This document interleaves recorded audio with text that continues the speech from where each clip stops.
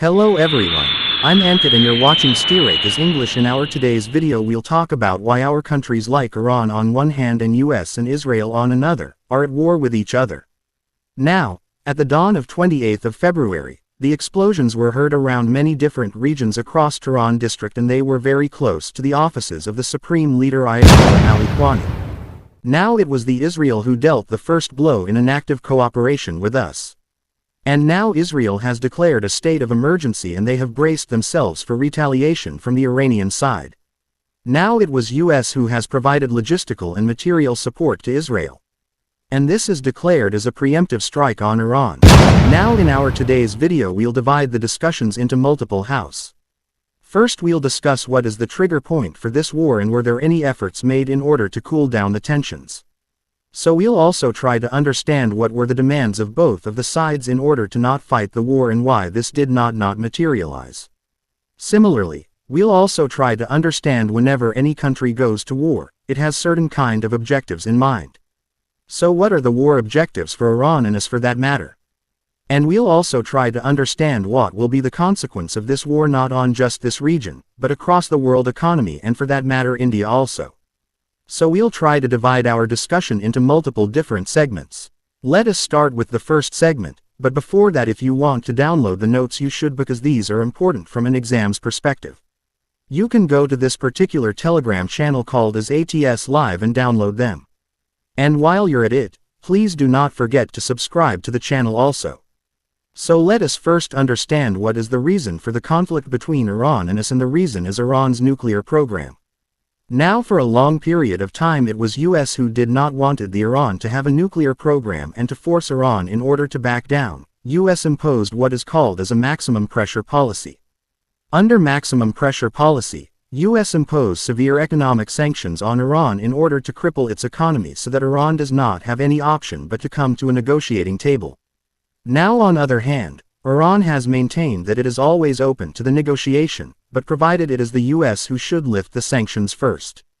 Now when these negotiations were happening, the negotiations were made more complex by a demand that was raised by an ally of US called as Israel.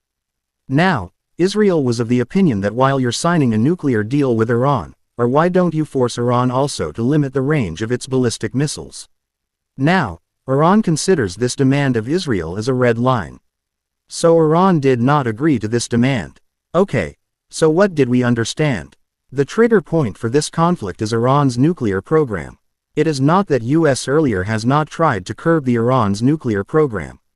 In 2015, if you can recall, it was Iran who agreed to sign a nuclear deal with countries like us, other permanent members of the United States, United Nations Security Council, and also another important global power, that is Germany. This deal was called as Joint Comprehensive Plan of Action. Under this nuclear deal, Iran agreed to limit its sensitive nuclear activities and in return, it offered inspections to be done of its nuclear facilities by international inspectors belonging to the International Atomic Energy Agency. And the benefit that Iran got out of this deal was that US and Western countries would lift the economic sanctions they have imposed on Iran earlier. Now, let us understand this deal in a bit more detail. Now, to make nuclear weapons, you need to enrich uranium, because the naturally available uranium is not what you can call a fissile material. So to take out the fissile material like uranium-235 or uranium-238 out of the natural uranium, which is that uranium needs to go through a process which is called as enrichment. So for weapons-grade uranium, you need more than 90% enriched uranium. But to generate power out of that uranium, you only need about 3 to 5% of enriched uranium. So Iran agreed under this JCPOA agreement to enrich uranium up to 3.67%. And the stockpile that it will maintain of this much level enriched uranium would be worth 300 kg. Now, this was enough for Iran to generate nuclear power out of this enriched uranium, but it was not enough for Iran to make nuclear weapons out of this agreed level of nuclear enrichment. Now, in exchange, US offered that they will lift most of the economic sanctions that they have imposed on Iraq. So you'd think in 2015, this situation reached a stalemate where both countries agreed that they will lift the economic sanction and Iran would limit its nuclear program. But things went south when Trump was elected to the office of United States President for the first time in 2018, Trump pulled out of this JCPOA agreement and again implemented those crippling economic sanctions on Iran.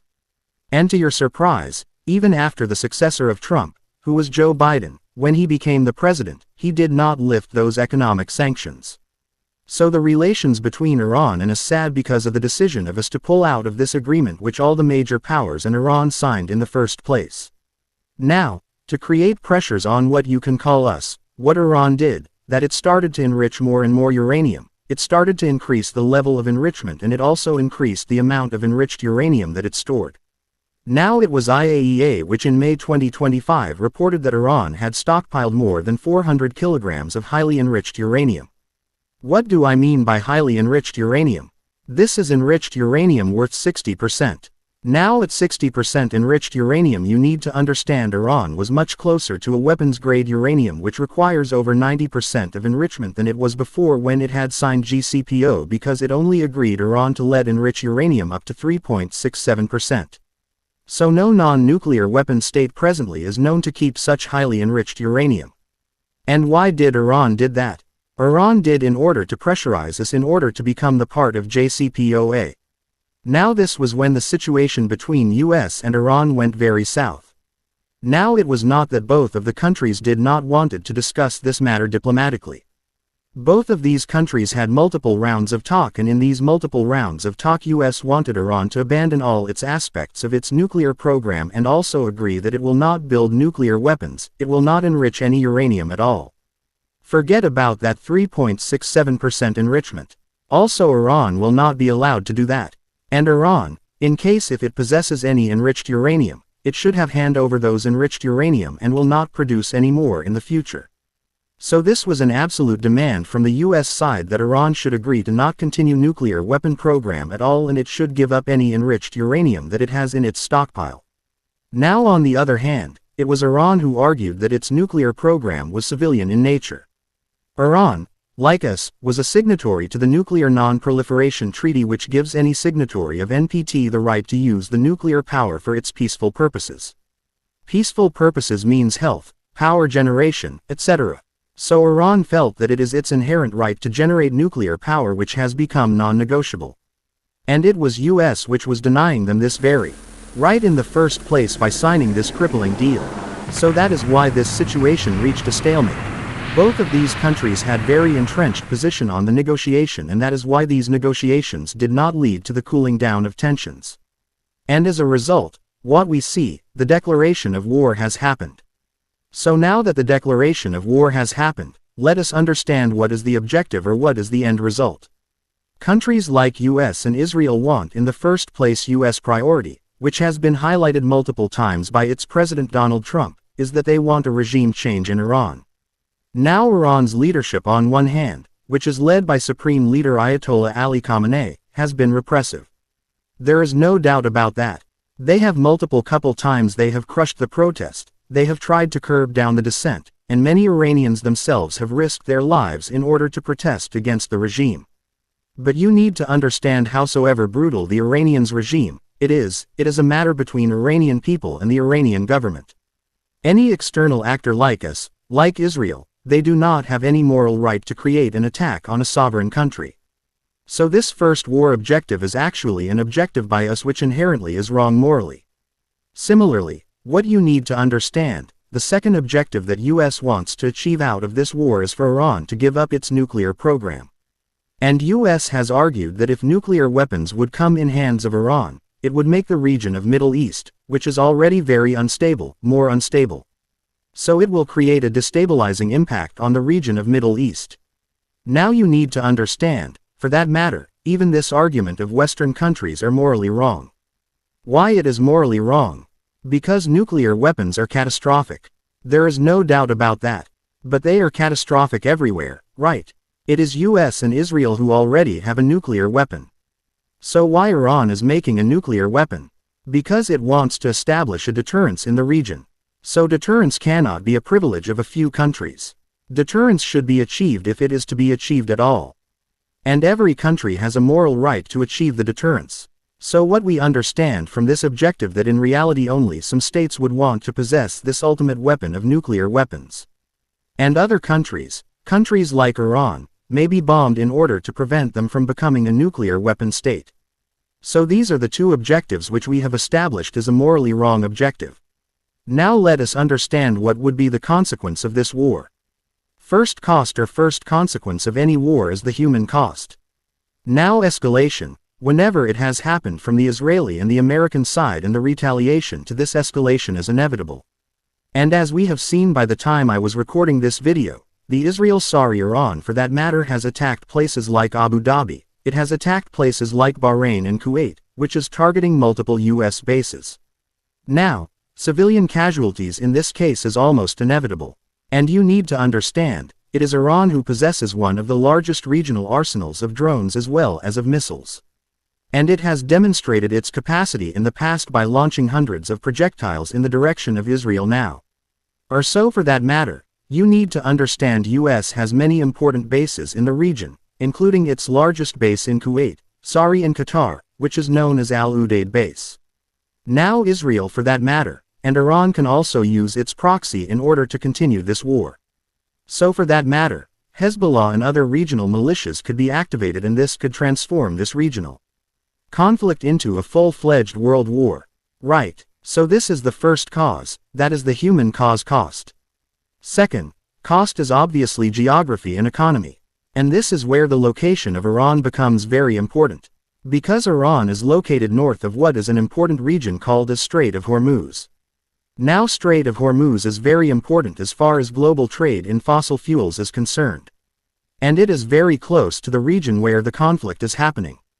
Now, any serious conflict in and around the Strait of Hormuz has a potential to disrupt global shipping, which would send global prices of crude oil, or it would skyrocket the global prices of crude oil, which would trigger inflationary shocks not just in this region, but across the globe.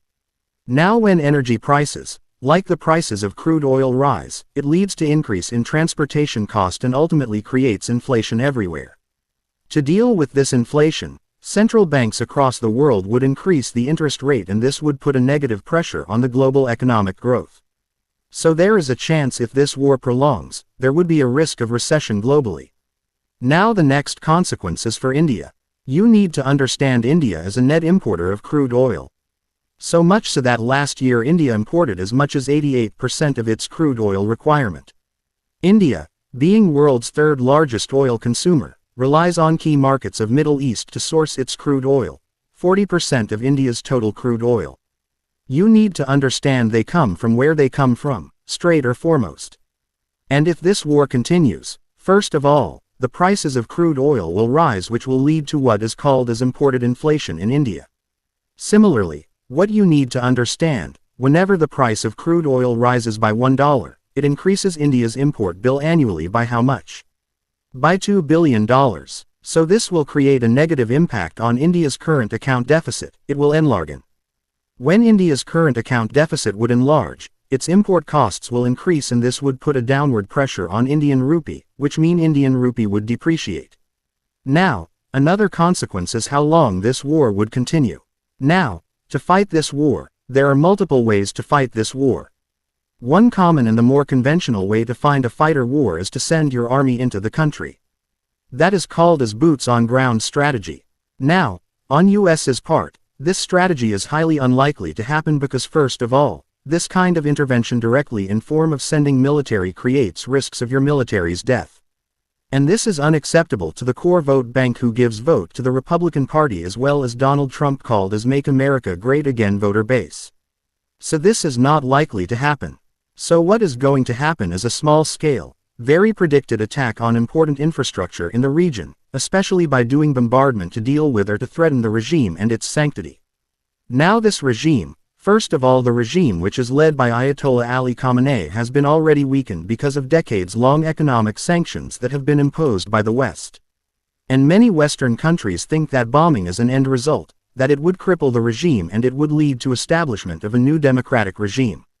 But you need to understand this kind of a strategy in the past has failed in Middle East. What US did, it bombed the living daylights in Iraq, and this created the removal of Saddam Hussein. But it did not yield a democratic shift in the Iraqi society. It yielded, or it resulted into deep insurgency, sectarian war.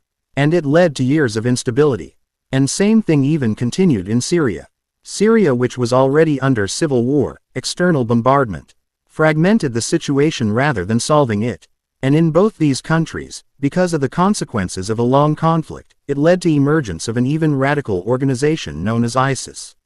Right. Similarly, what happened in Afghanistan? In Afghanistan, 2 decades worth of intervention by America in order to establish a puppet democratic government did not yield results.